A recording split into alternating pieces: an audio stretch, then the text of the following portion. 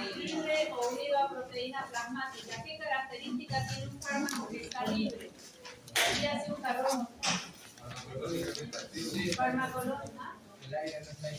Este no anda, el de atrás anda. Aquí pasamos el sábado y el de atrás. Siempre a la doctora da y le dan un doctora. Significa un fármaco libre. ¿Qué característica tiene? Farmacológicamente activo. ¿Qué significa farmacológicamente activo? ¿Tiene una acción terapéutica? Es responsable de la acción terapéutica. ¿Y qué acción terapéutica? Aquí ya lo tienen práctica. Acción no es efecto, no creo. Modificaciones que el fármaco le hace al organismo. ¿Y qué es efecto farmacológico? Es el resultado de la acción farmacológica. Dado la consecuencia de la acción farmacológica. Bien.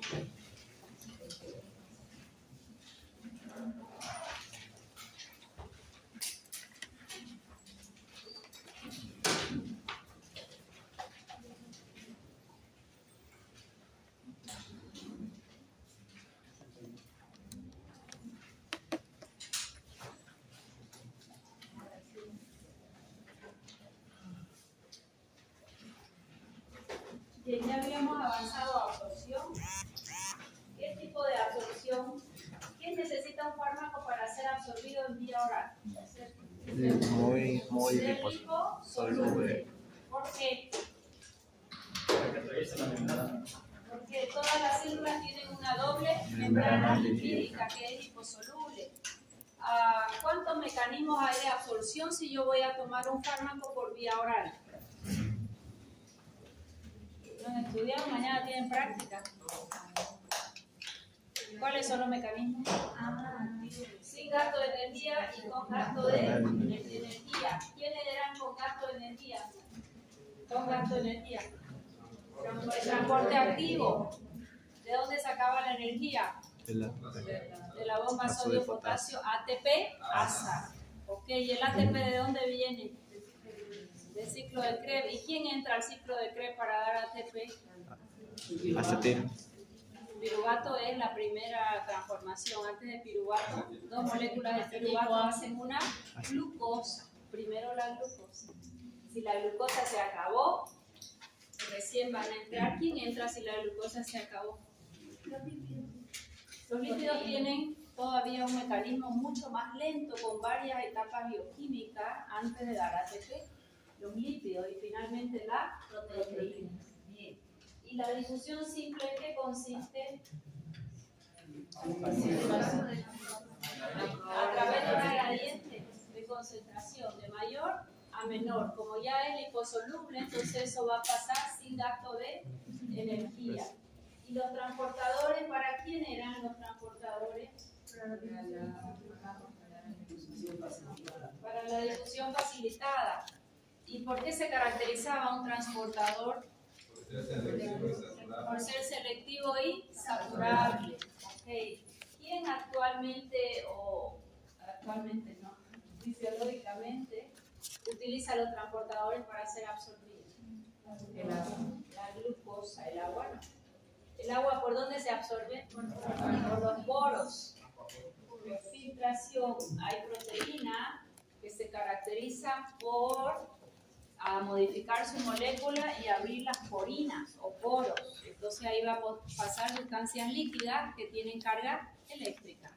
¿Quién se absorbe mejor en intestino? ¿Un fármaco ácido débil o base débil?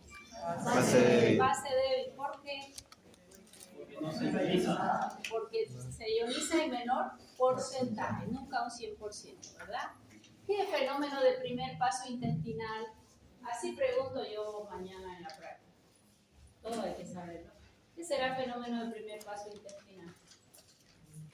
Es la cantidad de fármaco que se absorbe primeramente en el intestino. ¿No es primer paso hepático? Ahí. Es cuando el fármaco se elimina primero antes de llegar a circulación. Se elimina, si se eliminó ya no va a llegar a circulación. Es una parte del fármaco que va a ser excretado. caso no. Arriba más subido. Levante la mano, ¿quién leyó el primer libro, el primer capítulo del libro de absorción? ¿Qué les dije, criatura? La clase es insuficiente. Para yo tener un vocabulario, para yo entender las cosas, necesito leer. Son médicos, no puede ser que sean universitarios y no me lean un libro. El que quieran de fármacos, el que quieran, ni siquiera. ¿Qué era fenómeno el primer paso hepático? Es cuando se biotransforma un medicamento en el hígado y tiene como resultado un metabolito. En el hígado, es que dije hepático, no dije Sí. intestinal. Ya, es la biotransformación antes de alcanzar circulación sistémica. ¿Y qué era fenómeno del primer paso intestinal? Antes de llegar a circulación. Su biotransformación en el intestino antes de llegar a circulación sistémica. Y esos dos fenómenos del primer paso aumentan o disminuyen la biodisponibilidad. Disminuyen la biodisponibilidad. ¿Qué es biodisponibilidad? Una cantidad de De lo que dimos, cuánto llegó y ese tiempo, siempre en porcentaje.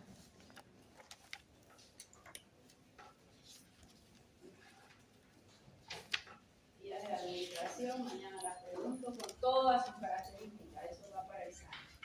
Ya vimos distribución y nos habíamos quedado un poquito por acá.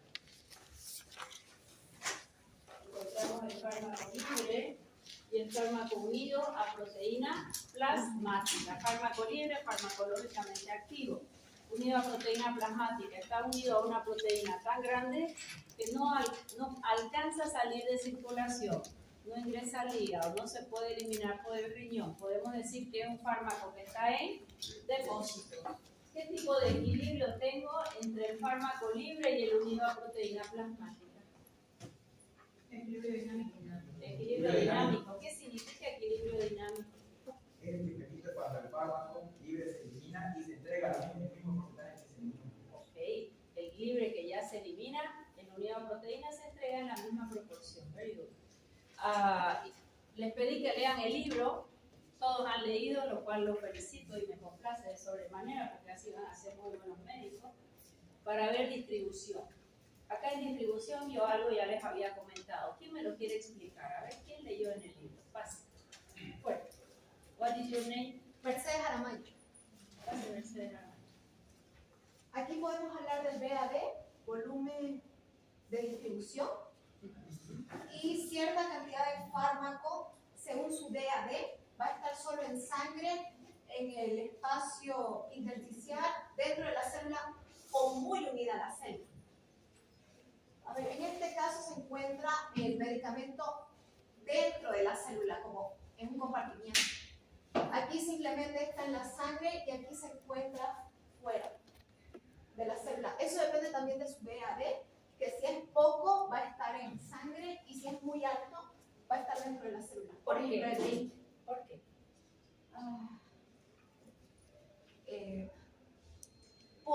No era por el tamaño de glicosilurico. Por ejemplo, sería 20 y aquí 0,2. Un ejemplo de cuando está en sangre. ¿De dónde sale el 20? ¿De dónde sale el 0,2?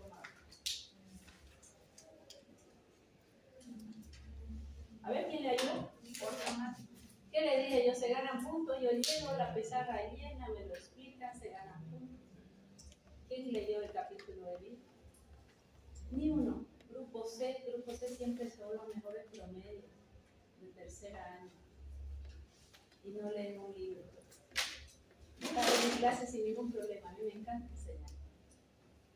Pero no puede ser que no lean un libro estudiantes de medicina, a mí me da mucha vergüenza.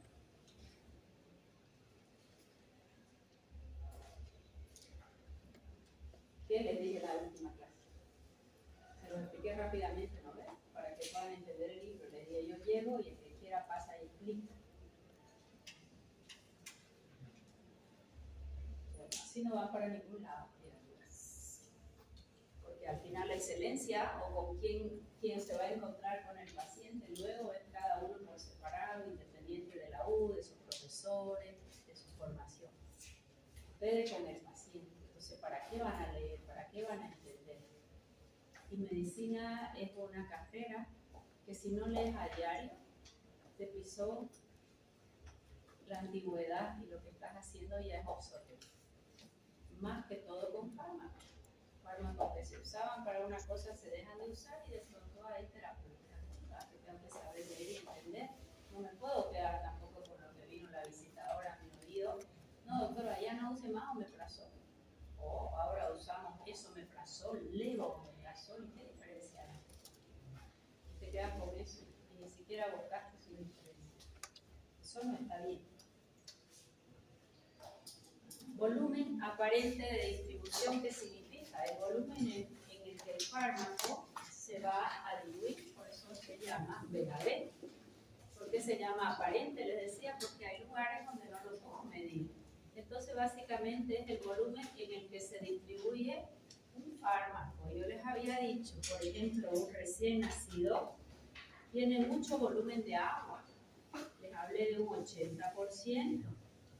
Dentro de ese 80%, yo les decía que 0,2 y 0,6, si sumas es 0,8. Este 80% lo podemos considerar como está en porcentaje 0,8 litros por kilo. Así se expresa el VAD, volumen de distribución. 0,2, que equivale a un 20% de agua, está fuera de la célula, entonces le vamos a llamar que es agua del extracelular. Y yo acá voy mirando, acá recién está en el intravascular mi fármaco. Por fuera aquí hay una célula y hay un espacio intercelular. De pronto acá ya el fármaco se ha distribuido. ¿Dónde está? Está en este líquido entre las células, pero en las células no hay fármaco. O sea que el fármaco está en el extracelular. Si está en el extracelular, ¿cómo yo voy a saber? Si yo solo voy a ver un VAD en mi libro, cuando yo estudie, y el VAD dice 0,2 litros por kilo, dice, este fármaco, por ejemplo, una penicilina, tiene un VAD, creo que es 0,1 de la penicilina, 0,2 litros por kilo. ¿Yo qué voy a pensar? Que ese fármaco nunca va a entrar dentro de la célula, porque está en el agua, está fuera de la célula, como en este compartimiento. Entonces yo voy a decir, este fármaco es del extracelular. ¿Para qué me sirve saber su valor de VAD? Para saber si el fármaco queda fuera de la célula o dentro de la célula, o el fármaco se acumula. Si pasa de 0,2, que ya sea 0,3, 0,4, 0,6, 0,8 litros por kilogramo, ¿qué va a pasar? Ese fármaco ya no solo está fuera de la célula, sino también, fíjese que esto es una célula y ahí hay fármaco. Ese fármaco ya está, además, en el intracelular. ¿Para qué va a servir? Tiene varias aplicaciones. Si yo les decía en la anterior clase, tengo un paciente con una infección por un intracelular, como ser una neumonía por una legionela, un micoplasma, o una infección urinaria en un ureaplasma, urealiticus, todos ellos son intracelulares. ¿Qué tengo que elegir? Un fármaco que sea sensible para ese tipo de bacterias por espectro, pero que en su farmacocinética llegue al intracelular. Pudiera yo darle una penicilina, que yo sé que su VAD es de 0,1 litros por kilo, a un paciente con una neumonía atípica. No, aunque le dé los 30 millones, que es la dosis máxima en penicilina. ¿Por qué? Porque la penicilina no entra dentro de la célula. La penicilina es del extracelular. Así yo de millones no va a poder ingresar nunca. ¿Quién sabe por qué la penicilina no entra dentro de la célula? Por VAD, porque es muy... Independiente del VAD. ¿Por qué no entra dentro de la célula? ¿Te afecta la pared? No. También se lo dije en la anterior clase. Usted tiene carga eléctrica, él entra aquí. Si tiene carga eléctrica, puede atravesar una doble membrana lipídica. Por eso, para eso me sirve esto VAD. Si es arriba de 0,2 ya está entrando al intracelular. intracelular. Si alcanza 0,8 es del intracelular. Pero les dio un ejemplo también en el caso de la digoxina. No lo recuerdo exactamente, pero creo que es 100 litros por kilo su VAD. ¿Cómo 100, profesora? Si no tengo 100. Ocurrió acá. Este fármaco se acumuló en el intracelular. No solo llega al intracelular, acá está en todos los compartimientos del fármaco, pero acá se queda acumulado. Y les di ejemplos como ser la tetraciclina que se acumula en los huesos, cuando se le da a un recién nacido o a un niño pequeño que no tiene ni dientes, les dije todavía, cuando nacen los dientes y se le había dado tetraciclina, los dientes quedan negros y eso es restos de tetraciclina. ¿Por qué? Porque se acumuló energía, no es una carga. ¿Okay? Otro fármaco que se acumula es digoxina, se acumula en el pulmón, en el hígado, se acumula en el músculo. Amiodarona. Amiodarona lo vamos a estudiar como antiarrítmico, clase 3. Amiodarona, fantástico fármaco antiarrítmico. 4 mecanismos de acción. Los de los 4 antiarrítmicos tienen. O sea que no hay arritmia que se le resista. Más el gran problema es que es un fármaco tricompartimental, se llama cuando él se acumula. ¿Okay? Se acumula y así son sus reacciones adversas a los medicamentos. Su molécula tiene yodo y generalmente termina descompensando tiroides, sea para un hipo o para un hipertiroidismo. ¿Ah? Bien, entonces acá está en el intravascular, acá está en el extracelular. Salió del vascular y va al extracelular. Aquí está en el intracelular y aquí está acumulado, desaparece de sangre y queda acumulado. ¿Para qué me sirve saber esto? Porque vamos a darle su aplicación al VAD.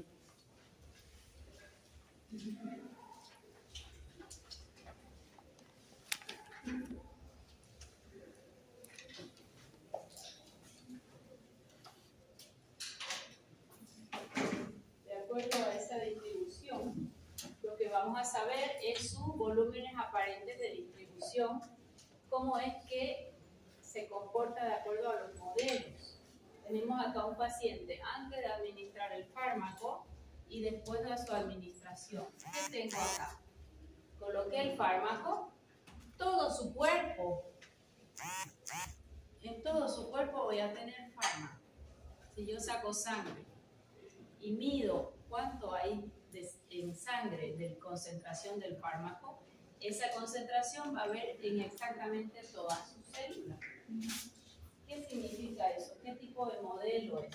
Monocompartimental. Antes de la administración, inmediatamente después de la administración, ¿a dónde va el fármaco? Órganos más irrigados. ¿Quiénes son los órganos más irrigados? Pulmón, corazón y el hígado.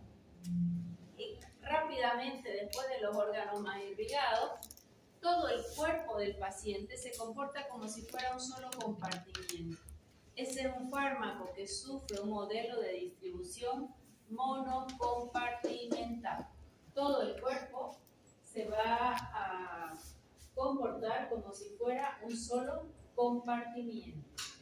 Si yo sé que el fármaco sufre un modelo de distribución monocompartimental y yo quiero saber qué concentración llegó al pulmón, ¿cómo puedo hacer?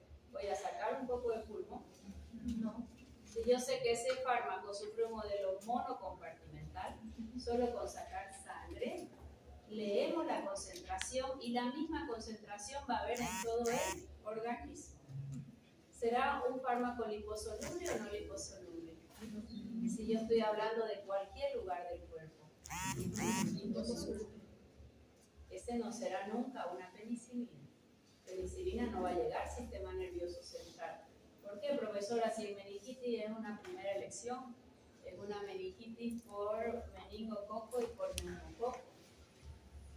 Porque cuando hay meningitis, barrera hematoencefálica abre un espacio, se vuelve hiperpermeable y por ahí pasa la penicilina. En la medida que disminuye la inflamación, nuevamente se cierra y ya no la deja entrar. Si yo voy a usar en un paciente una penicilina intramuscular benzatínica, porque tiene faringoamigdalitis, ese paciente nunca le va a llegar al sistema nervioso central. ¿Cuándo va a llegar la penicilina que tiene carga eléctrica? Solo en casos de meningitis, donde hay alteración de la permeabilidad de la barrera hematoencefálica.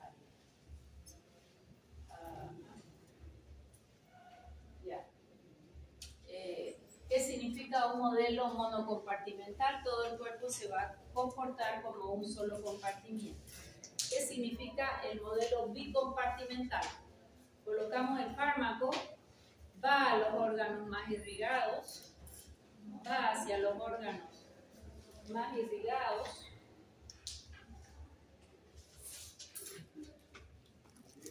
va hacia los órganos más irrigados,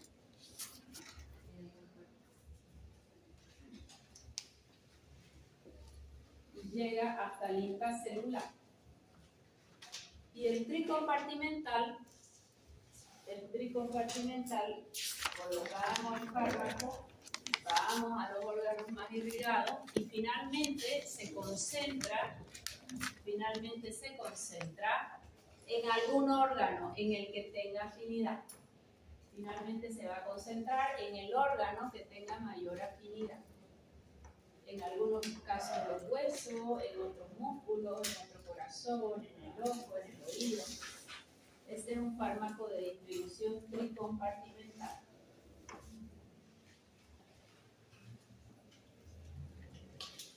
Bien.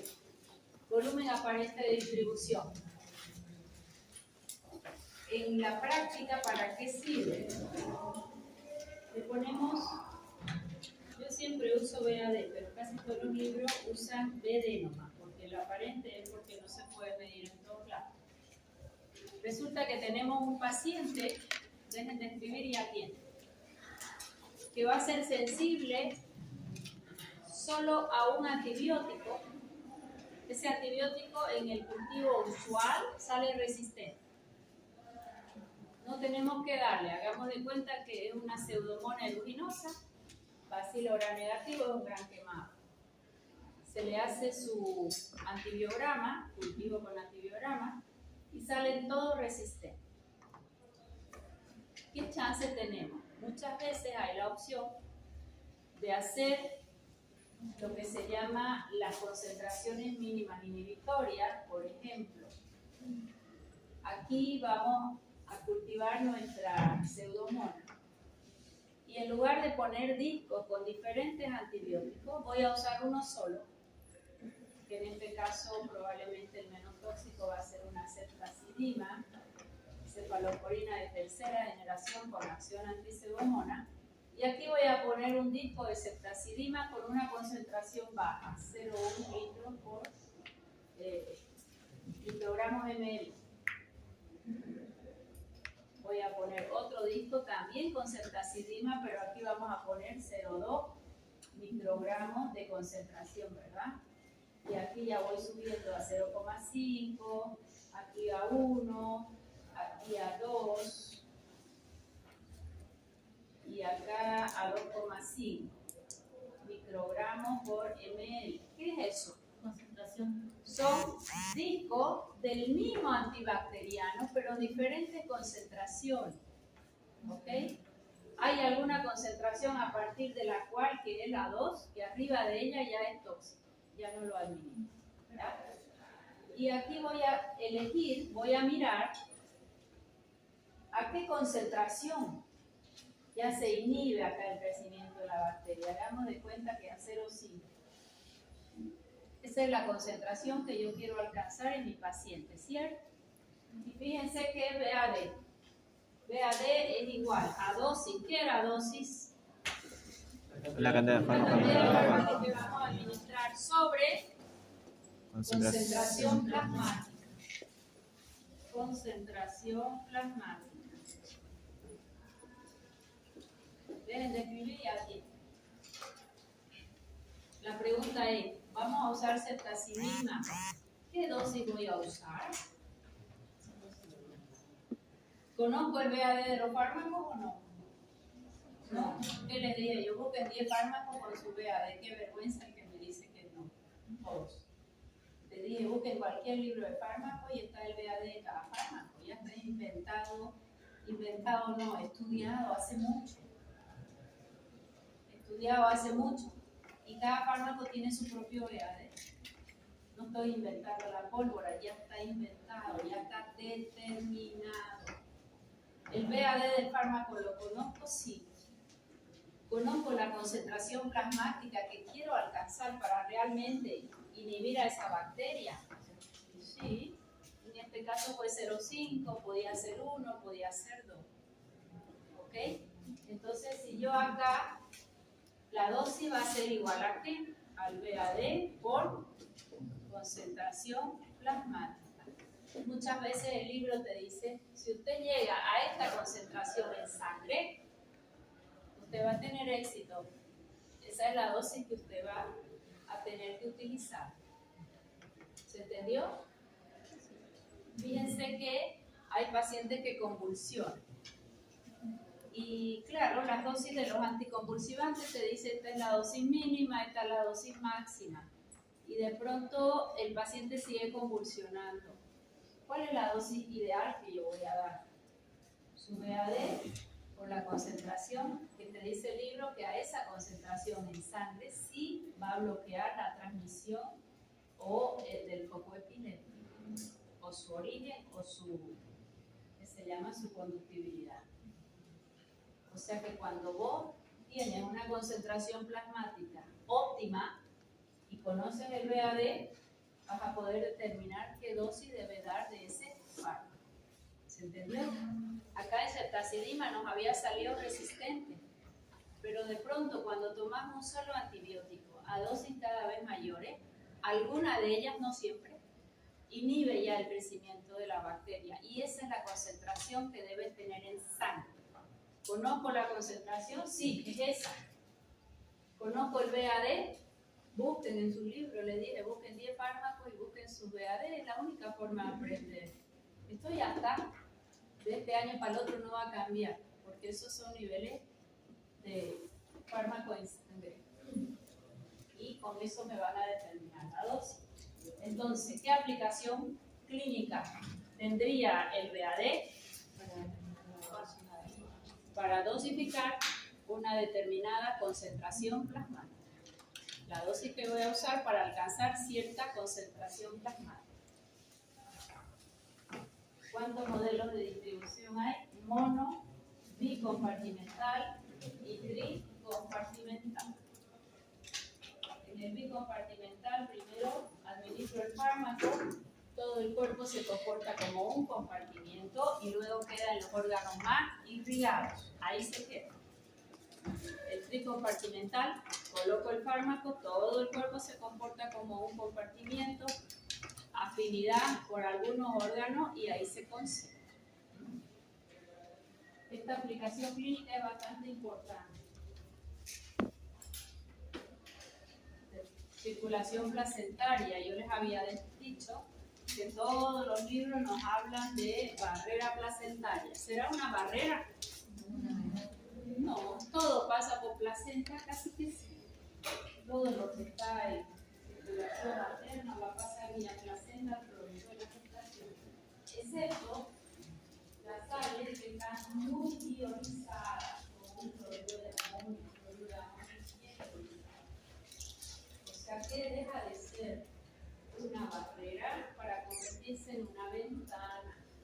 ¿Qué les decía? Yo no tanto el problema es si pasa o si no pasa. El problema es que una vez ingresa al producto de la gestación, él tiene su sistema inmaduro de biotransformación y excreción y puede alcanzar mayores concentraciones en el feto, mucho mayores a las maternas. Una mamá que recibe una aminoglucosa o una infantilidad, su cuerpo lo va a ir depurando y cada vez entra menos concentración a los labopanos. En el caso de los productos de la gestación, no. Todo es mucho más inmaduro. Entonces, el gran problema no es si pasa o no pasa. Para mí, el gran problema es que si pasa, que casi todos pasan, se alcanza alta concentración. Y si alcanza alta concentración, su toxicidad va a ser mayor. ¿Los fármacos se dan en el embarazo? Sí. en el embarazo la mamá se enferma o no? Sí. ¿Voy a dejarla con infección urinaria? No. ¿Voy a dejarla con meningitis? No. ¿Voy a dejarla con una colelitiasis o una colangitis? No. Entonces empezamos a usar fármacos. La mamá es hipertensa, tengo que darle un fármaco. La mamá hace diabetes gestacional, tengo que dar fármaco. Entonces, ¿cómo hacemos si en las embarazadas no hay ensayos clínicos? Ensayo clínico, yo les hablé en la clase anterior, que para que un fármaco salga al comercio tiene que pasar 4 etapas.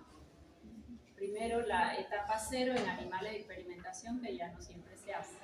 La 1, les dije, en individuos sanos. ¿Y para qué quiere alguien estudiar un fármaco en alguien que está sano? Para ver los efectos adversos.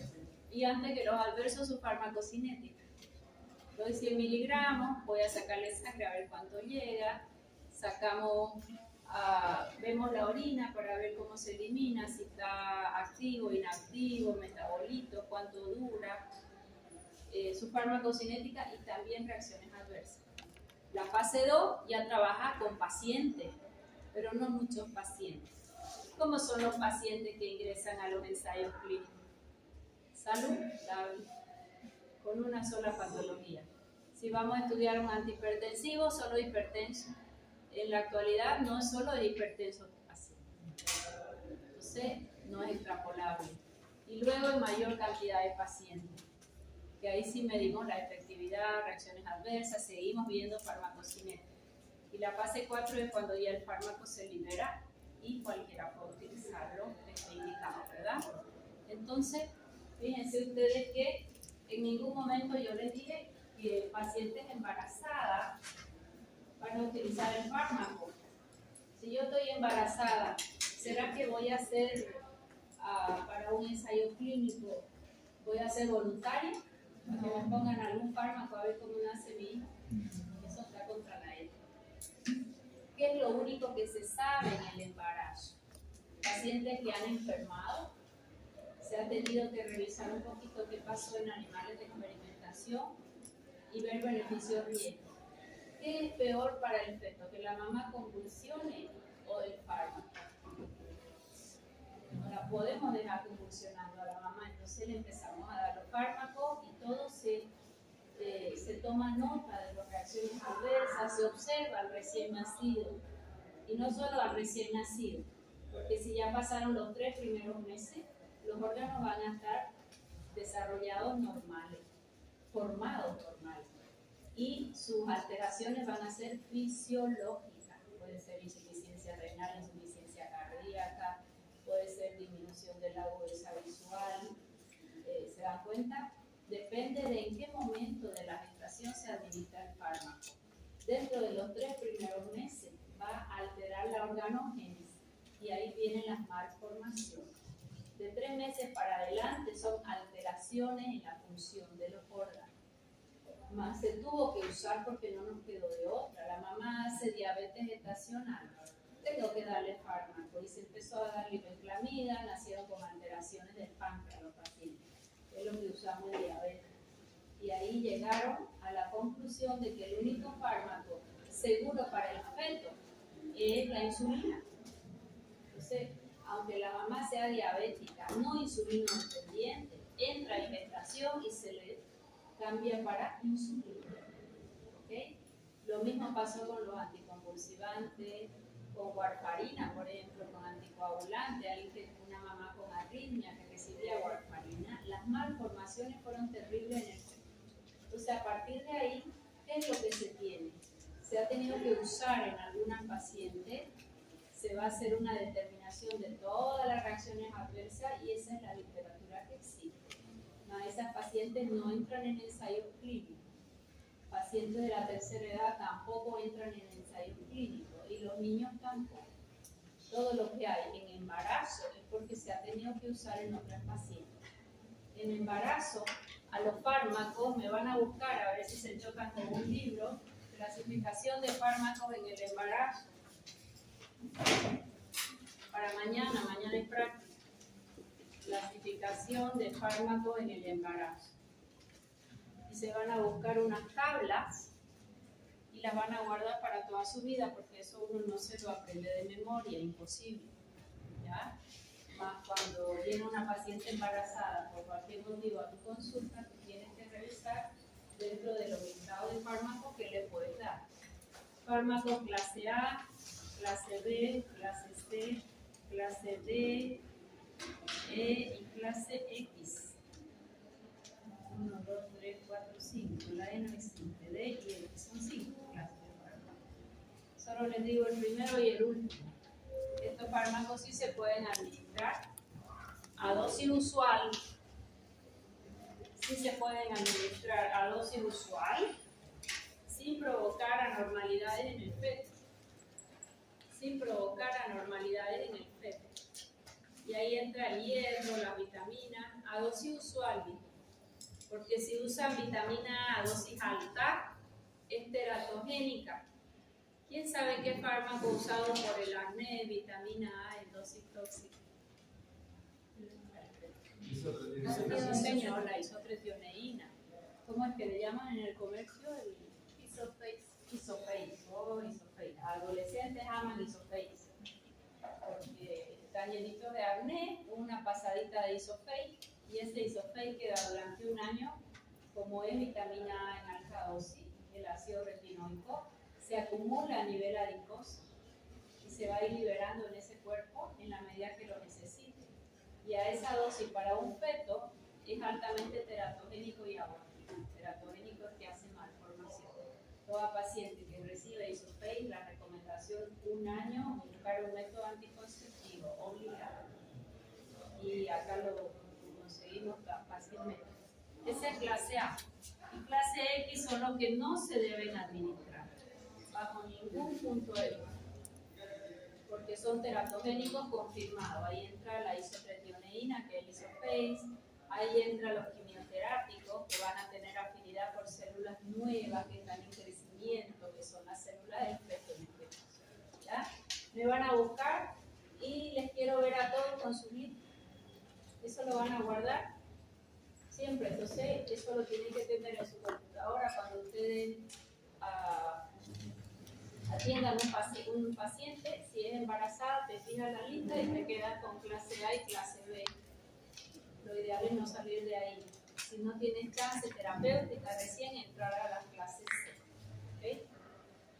Bien, con esto que quise decir, que atravesamos placenta sí, y no tanto va a ser el problema de atravesar, sino el problema de que el feto pueda eliminarlo y alcance cada vez concentraciones superiores. Sí, creo que esto ya se lo dije, ¿no?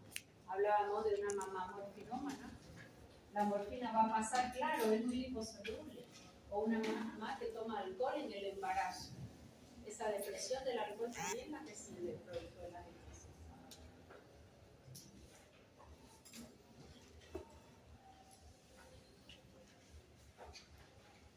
Bien.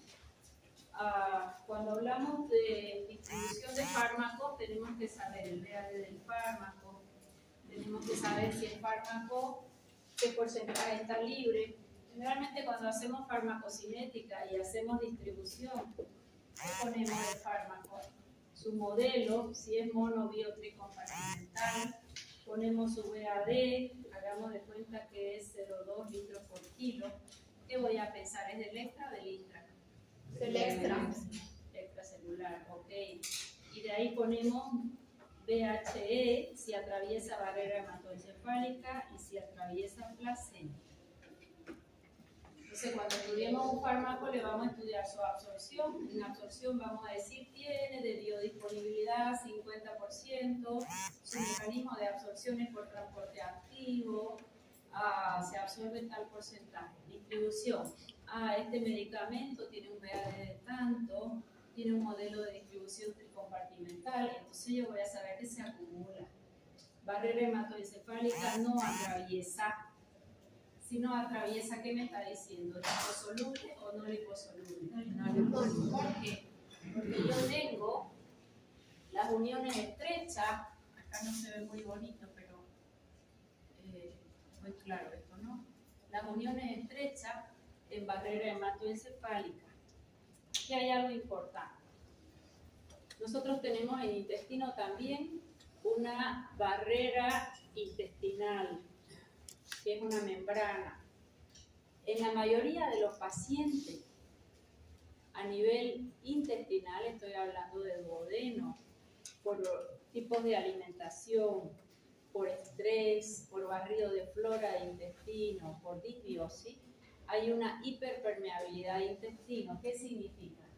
Que si este es el intestino, acá tengo sus enterocitos pegaditos entre sí. Viene el alimento y por ahí se absorbe lo liposoluble, ¿verdad? ¿Qué es un intestino hiperpermeable? Esto es un concepto que manejamos mucho hoy en día. Resulta que esos enterocitos, en lugar de estar pegados entre sí, así como un balde que le ha hecho agujeritos, van a haber unos agujeros y están separadas entre ellos estos enterocitos. Esto se llama intestino hiperpermeable. ¿Qué puede ocurrir aquí? Gran cantidad de cosas puede ocurrir. Por aquí nos pasaban moléculas más grandes, que pueden ser proteínas saludables, proteínas más grandes mal digeridas que ingresan a circulación sistémica, actúan como antígenos y el antígeno da lugar a la formación de ¿qué?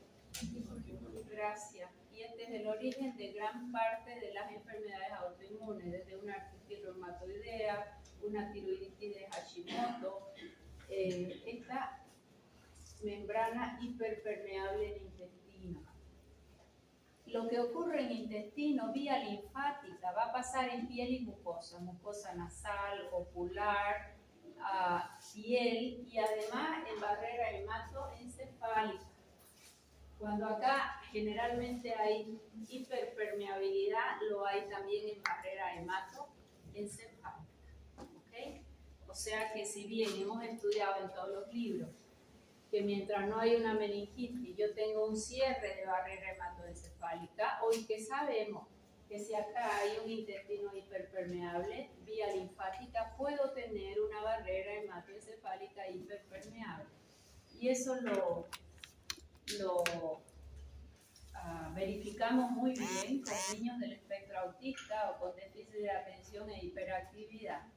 De acuerdo a cómo está el intestino o alimentos que ellos reciben, esta agresión a nivel sistema nervioso central y empieza mayor agresión. Esto se queda hiperpermeable y esto también. Más el libro te dice, solo en meningitis va a haber hiperpermeabilidad.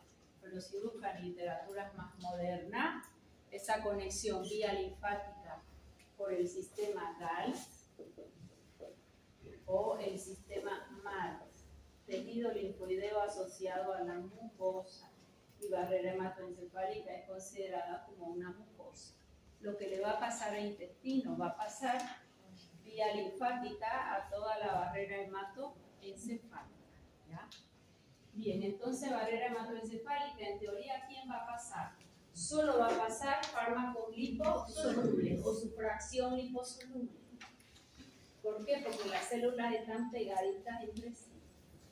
Cuando ellas abren su espacio, en una meningitis, por ejemplo, ¿no? Eso sí te lo menciona el libro.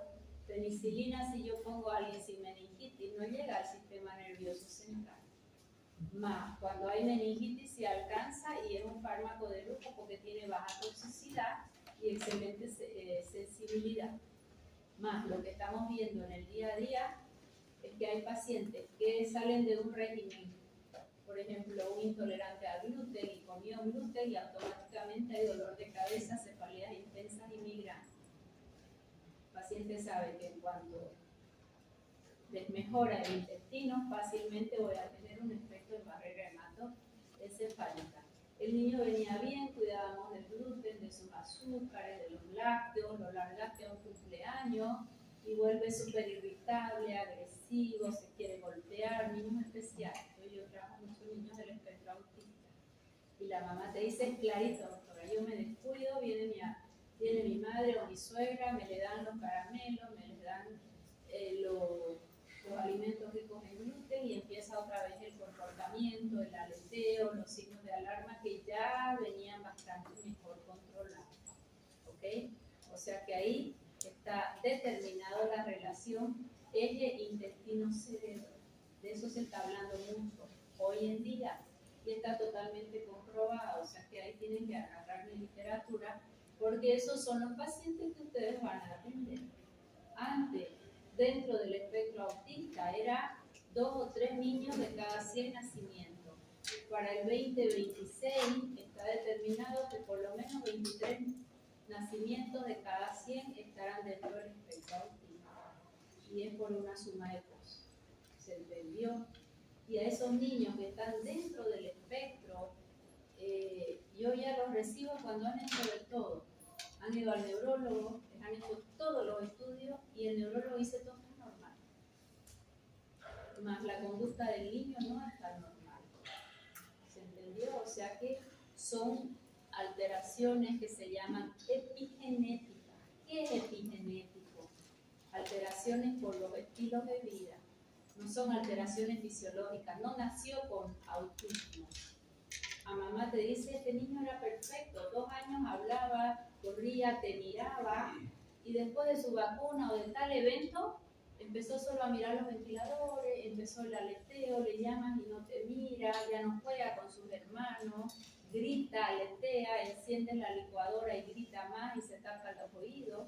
Cada uno tiene sus signos de alarma diferentes. ¿De acuerdo? Eso les toca para ustedes, porque esto está creciendo cada vez más. ¿Qué relación hay? Está claramente determinado intestino con barrera hemato-encefálica. ¿Está claro? Sí. Ahí tienen para leer, para tirar para arriba. Bien, cuando yo les estudiemos un fármaco y les diga, a ver, háblenme de su farmacocinética, hasta aquí, ¿qué me van a decir? Así como acá han hablado de distribución, aquí van a hablar de absorción. Profesora, es un fármaco que se da en vía oral.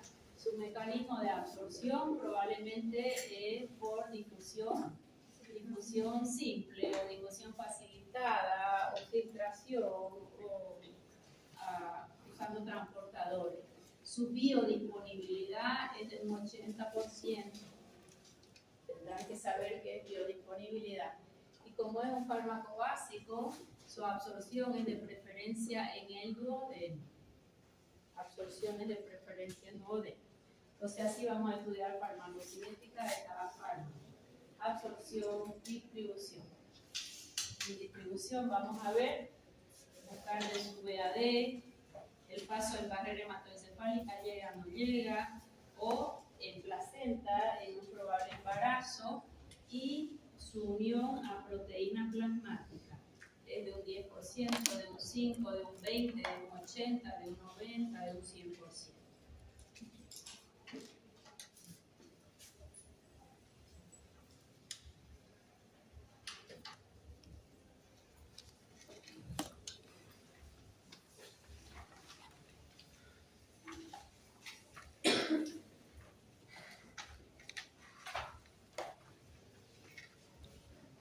¿Hace calor o soy yo?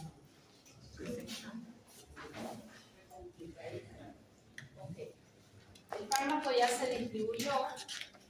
Ahora tiene que, en absorción van a hablar también de biodisponibilidad, fenómeno del primer paso hepático y fenómeno del primer paso intestinal. El fármaco ya cumplió su acción. ¿Cuál es la fracción activa? Fármaco libre, que no está unido a proteína plasmática. Ya llegó hasta donde tenía que ir. Ahora tiene que biotransformarse. ¿Qué es biotransformación? Es la preparación del fármaco para ser eliminado. Voy a preparar al fármaco para ser eliminado. Esa es una definición que no es muy completa para mí. ¿Por qué? Porque yo voy a tomar enalapril. Y el enalapril es inactivo. ¿Qué significa que es inactivo? No tiene acción farmacológica. Y recuerda cuándo empieza a tener acción farmacológica un enalapril. A los años.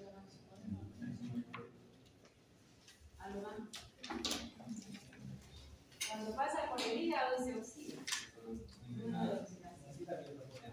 Necesita biotransformarse a enalapril, muy bien, es un fenómeno de oxidación y decir su molécula es capaz de inhibir la enzima convertidora de angiotensina. ¿Okay? inconclusa la que da el libro. Dice que es la preparación del fármaco para ser eliminado.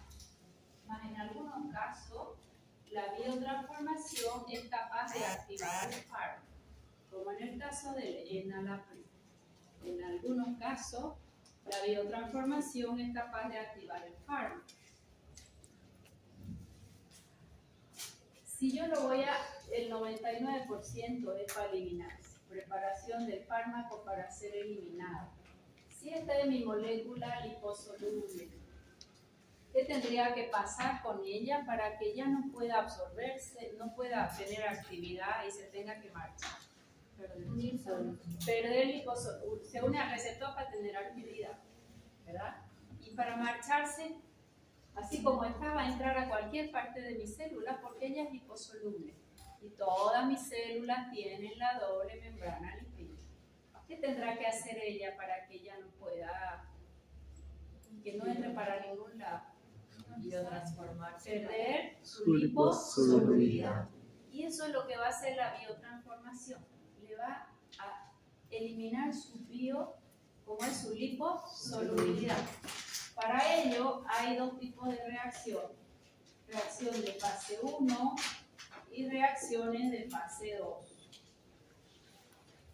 Las reacciones de fase 1 se llevan a cabo en un complejo enzimático que está en el hígado principalmente, no es el único lugar, llamado del citocromo P450.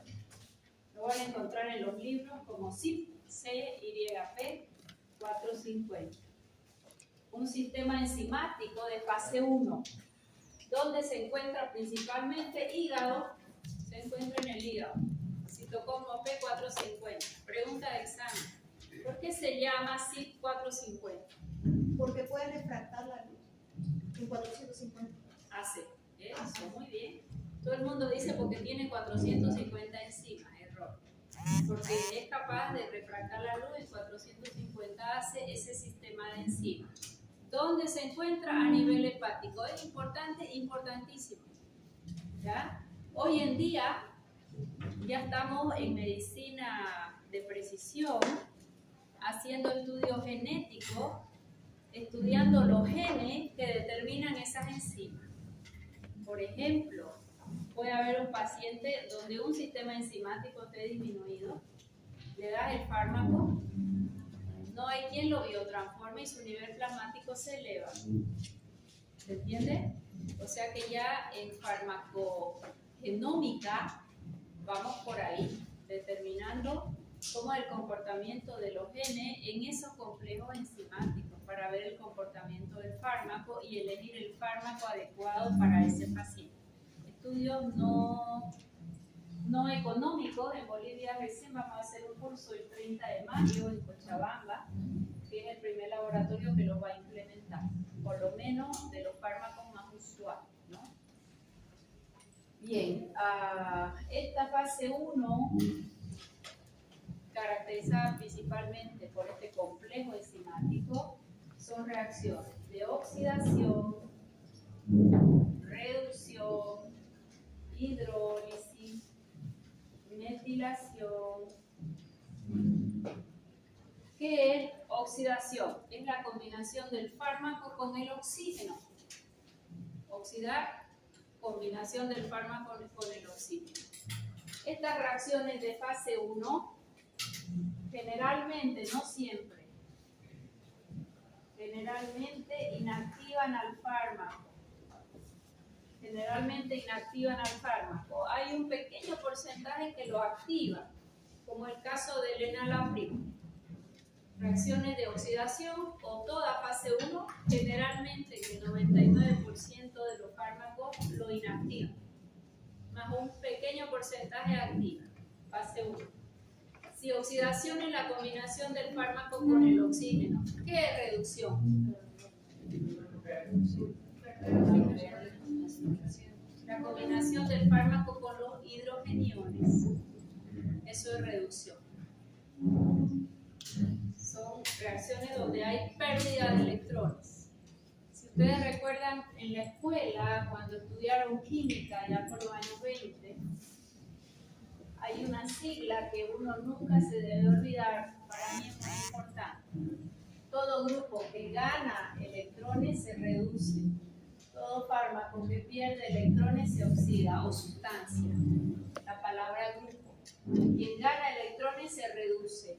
Quien pierde electrones, quien pierde electrones se oxida. O sea, la combinación con el oxígeno hay una pérdida de electrones. Y la reducción hay una ganancia de electrones. Eso es importante para cuando veamos sistemas antioxidantes. Hoy hablamos mucho de radicales libres, envejecimiento. Ahí vamos a volver a tocar esto de la palabra grupo. Entonces, oxidación, combinación con el oxígeno, reducción con el hidrógeno, hidrólisis con el agua, combinación del fármaco con el agua, le va a dar cargas eléctricas, lo inactiva. Porque ¿cómo lo voy a inactivar? Regalándole cargas eléctricas positivas, negativas o ambas. Si tiene carga eléctrica, ¿qué va a hacer? Va a dar vueltas por mi cuerpo y no va a poder entrar a ningún lado. Hasta que buscará un momento que el riñón se lo lleve. ¿Okay? Metilación es la ganancia o la interacción con grupos metilos. Con grupos metilos. Fase 1. Fase 1 siempre inactiva el fármaco. No, generalmente. Poquito fármaco se activa. Por ejemplo, el Enalapril. El omeprazol también es un profármaco. Omeprazol es un profármaco, pero para él activarse y pasar de omeprazol a sulfenamida, él necesita de hidrogeniones, de una reducción que no se produce en el hígado. Su reducción se produce donde hay muchos hidrógenos. ¿Dónde hay muchos hidrógenos en el cuerpo? Células parietales de la mucosa gástrica. Yo tomo mi omeprazol. Pasa por el hígado, no le hace nada al hígado. Cuando llega a los canalículos de las células parietales, pilla muchos hidrogeniones, porque ahí está la bomba de protones. Y ahí es que él pasa de omeprazol a sulfenamida y bloquea la bomba de protones para que ya no se produzca. Un bloqueo irreversible. Ya lo vamos a estudiar. Bien, fase 2. Un fármaco en fase 2 son reacciones de conjugación.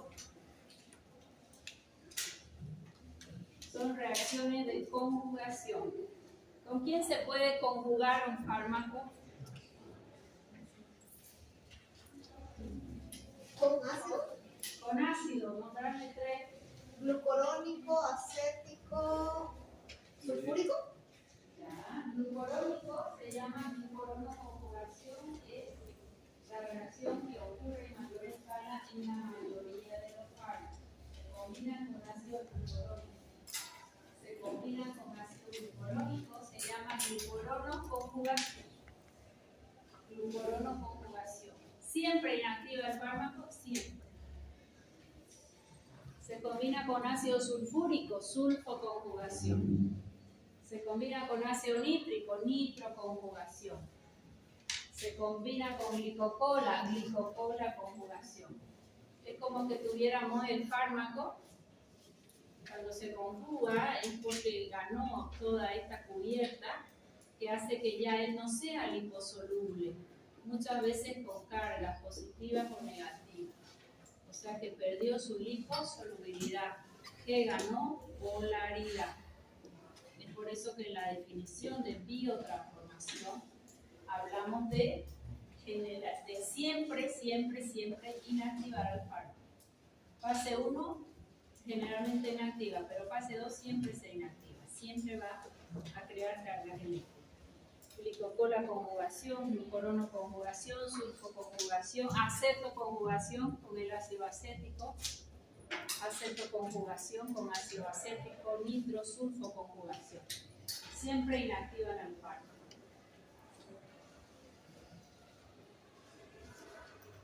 ¿Será que el hígado del paciente, de todos los pacientes, es igual? No. ¿Quién sobrecarga el hígado? ¿Quién tiene un hígado sobrecargado? Las personas, Adivine, buen adivinador. los sobrepesos. Nadie lo mira y esto es importante. Sobrepesos. Este paciente es mi alumno, pesa 102 kilos. Tiene una estatura no muy alta, es de 1,68. A esta estatura es un sobrepeso importante.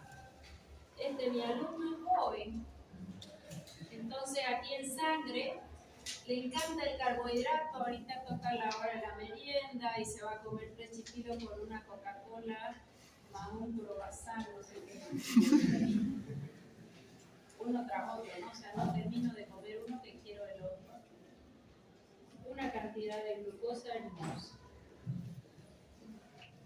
La glucosa, ¿quién la tiene que sacar? Esto es sangre, ¿ya? ¿Quién la tiene que sacar de la sangre para no hacerlo diabético? La La insulina. insulina. ¿Quién hace la insulina? El páncreas. Ese pobre del páncreas.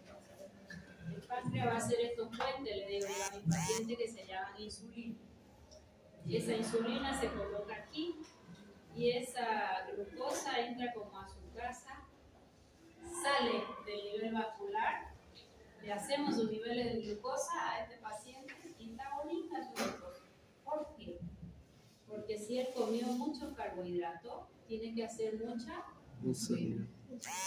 y este paciente le pide, todo el mundo le pide insulina, o como es glucosa, 80, 70, no dice doctora, así gordito, soy hipoglicémico, yo de la glucosa ni se preocupe. ¿Por qué no me voy a preocupar? Porque su glucosa es más bien baja, porque mientras más carbohidrato tomó, más insulina tiene que hacer. ¿Qué es lo que le tienes que medir a este paciente? Ningún diabetes, insulina. Porque si la glucosa la va a tener en 65, baja. Y después de que comió se siente mareado y vuelve a comer y se siente mejor. ¿Por qué?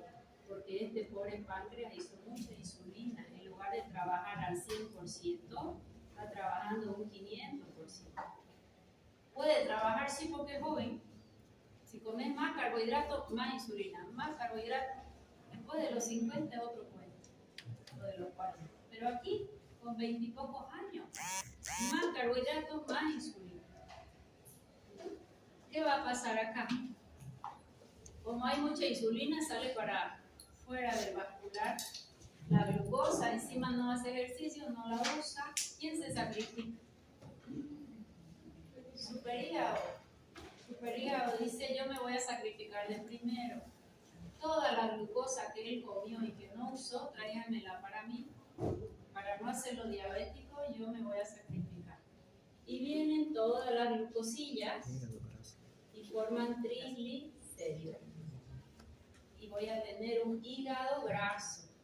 Doctora, pero pídame, ya va a ver mis transaminasas, AST, ALT y DGT bonitas. Son bonitas, pero pide la ecografía y ahí es que se ve el infiltrado graso. Tienen que pasar varios años y esto mantener para que recién las enzimas hepáticas empiecen a elevarse. Pero este hígado está con infiltraciones grasas. ¿Por qué llegué ahí? Porque estoy en biotransformación. Este hígado que está lleno de grasa, ¿será que va a tener la misma biotransformación que un hígado de un paciente, estudiante de medicina, que se levanta a 5 de la mañana, que hace una hora de gimnasia, que se queda con su libro de farmacología hora y media todos los días de su vida para ser bueno, que va a comer una fruta, otro día va a comer un omelette de huevos con vegetales, más carbohidratos, puede comerse un camote perfectamente. Lucidez mental, ¿cómo va a estar ese hígado? Los dos son mis alumnos, los dos tienen la misma edad. Los dos van a tener la misma biotransformación. Okay. Entonces, ¿cuáles son los factores que van a alterar la biotransformación? El estado hepático. Y hay fármacos que son inductores enzimáticos, unos son inductores y otros inhibidores. Inductores enzimáticos y otros son inhibidores. ¿Qué es un fármaco inductor enzimático? Vamos a dar este fármaco al paciente Y él viene y despierta mayor cantidad de enzimas hepáticas. Damos un fármaco al paciente y él va a empezar a dar mayor cantidad de enzimas hepáticas, va a despertar. Porque no es que cuando hay biotransformación todas las enzimas trabajan. Van a trabajar mejor. Este fármaco, si antes trabajaba un 20%, capaz despierta a otro 20% y después fármacos inhibidores enzimáticos, en la medida que damos dosis repetidas, aumentan la biotransformación, disminuyendo su semivida. Aumentan la biotransformación y le baja su biodisponibilidad o su semivida. Mientras que fármacos inhibidores enzimáticos disminuyen o duermen a las enzimas hepáticas.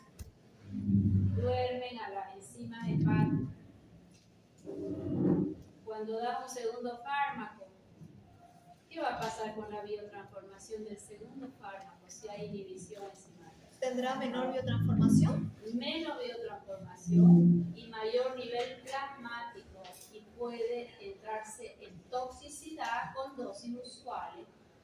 A ver, pensemos. Inhibidor enzimático, las deja quietas las enzimas.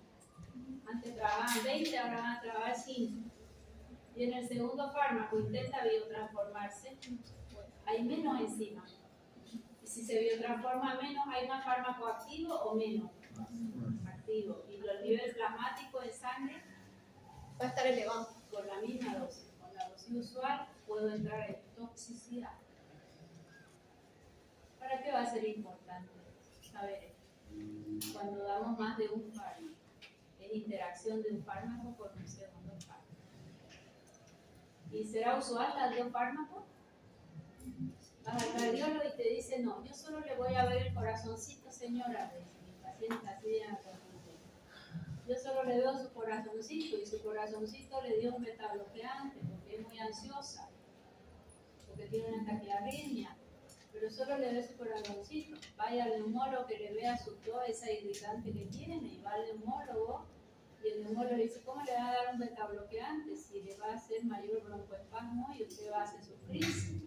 Pero yo solo le voy a ver el pulmoncito, el otro solo le va a ver el corazoncito, y al final, ¿qué tiene que ver un médico con un paciente? Así sea cardiólogo, así sea hematólogo, así sea lo que sea. No puedes dejar de lado todo lo que toma el paciente, porque un fármaco va a interactuar en el otro, aunque no sea de tu especialidad. Por último le dice, vaya nomás con la doctora Dare que le mire todo, dice, pues parece que ahí no están funcionando bien. Cuando les digo, necesito un chequeo cardiológico, señora, la necesito con su chequeo cardiológico para seguir atendiendo, porque soy especialista.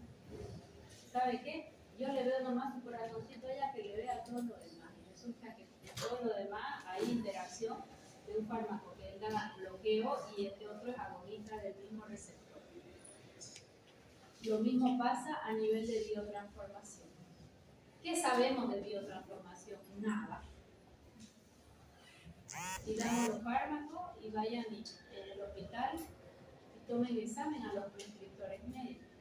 ¿Cómo es la biotransformación, doctor, de este fármaco? La dosis sí la saben algunos efectos adversos más frecuentes, capaz el mecanismo, pero será importante saber biotransformación, sí, porque este fármaco interactúa con el otro. ¿Y la tengo que tener aquí? No, muy difícil, porque son tantas combinaciones. Más, cada que yo tengo más de un fármaco, yo tengo que revisar su literatura, aunque sea un médico avesado, de muchos años, de mucha trayectoria. ¿Será que vas a meter en tu cabeza todo? No, ahora hay programas bellísimos donde meten un fármaco para ver si interactúa. ¿Será importante eso? Sí, te toma 2 minutos a revisarlo.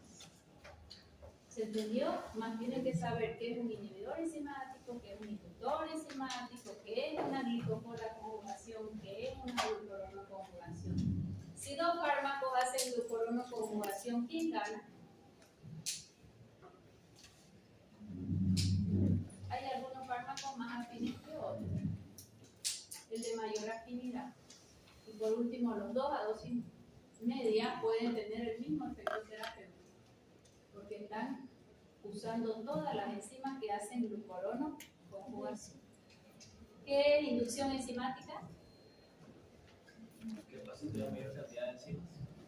El fármaco despierta mayor cantidad de enzimas que pueden biotransformar más al fármaco 2 o 3 o 4.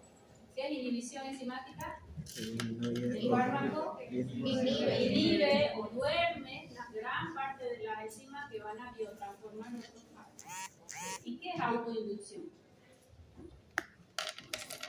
Auto por sí mismo, el fenobarbital es un autoinductor. Él por sí mismo despierta más enzimas que lo van a biotransformar y cada vez hay que dar dosis mayor. Autoinducción. Entonces está inhibición enzimática, inducción enzimática y autoinducción. Doctora, hay algunos casos de personas que tienen epilepsia que dicen, yo tomo el mismo medicamento, misma sustancia, misma marca, pero ya no me hace efecto. ¿Podría ser esto de autoinducción? ¿Que las enzimas trabajan más? Algunos hacen autoinducción y otros hacen fenómeno de tolerancia. ¿Qué es tolerancia? Acostumbramiento de la célula al fármaco. Los receptores en los que ella actuaba se vuelven silenciosos y se invaginan. A ver, tolerancia. ¿Qué es tolerancia? Acostumbramiento de la célula al fármaco. Tolerancia es el acostumbramiento de la célula al fármaco. El fármaco ocupa un receptor y si es muy usado, ese receptor se vuelve silencioso. Se imagina, desaparece de la superficie. El receptor se vuelve silencioso. Por lo tanto, ¿qué necesito yo para tener el mismo efecto? Aumentar la dosis. ¿Para qué? Para detectar mayor número, ocupar mayor número de receptores. Necesitamos aumentar dosis para ocupar mayor número de receptores. Acá el caso que dice tu apellido era Aramayo.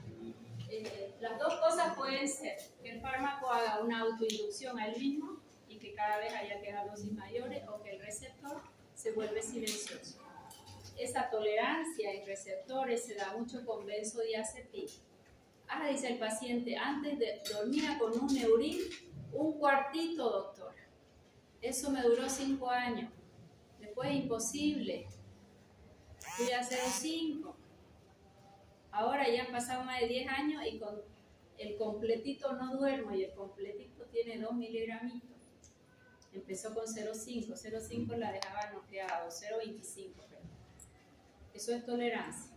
Se acostumbró la célula al fármaco y los receptores se invaginan, se vuelven silenciosos. ¿Ya? Esta autoinducción es un mecanismo diferente, ¿verdad? De biotransformación. Bien, dejamos ahí. Me falta excreción y termino farmacocinética para entrar en el sistema de linfodepósito.